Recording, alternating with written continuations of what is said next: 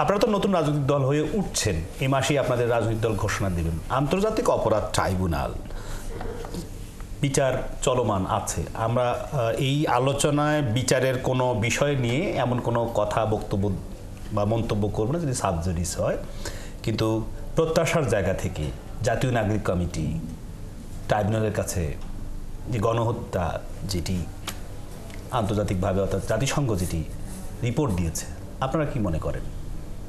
ধন্যবাদ। আপনার মাধ্যমে আমি ৭১ টিভিতে যারা আছেন দর্শক শ্রোতা সবাইকে ধন্যবাদ জানাচ্ছি। মূলত আন্তর্জাতিক অপরাধ আদালত যেটা সংগঠিত হয়েছে এবং যে সংশোধনীটা হয়েছে, তখনই আমাদের একটা কনসার্ন ছিল এই সংশোধনীতে এখানে ব্যক্তির অপরাধের বিচারের ক্ষেত্রে এখানে নির্দেশনা ছিল। আগে যেটা ছিল যে সাংগঠনিকভাবে কোনো দলের বিরুদ্ধে ব্যবস্থা নেওয়ার সুযোগ ছিল, এই সুযোগটা এই সংশোধনের মাধ্যমে রহিত করা হয়েছে।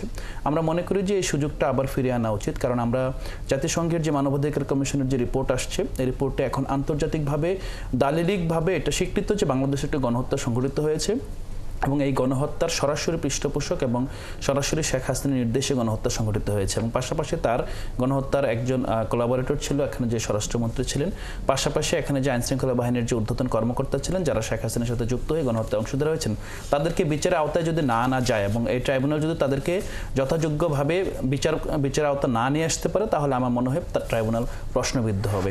আচ্ছা, ট্রাইব্যুনাল প্রশ্নবিদ্ধ হওয়ার এখনো প্রশ্নটা আসেনি, কারণ ট্রাইব্যুনাল কাজ এখনো চলমান আছে। নিশ্চয়ই রায় হওয়ার পরে সেটি বিশেষজ্ঞ আইনজীবী যারা আছেন তারাই হয়তো বা সে বিষয়ে মন্তব্য করবেন।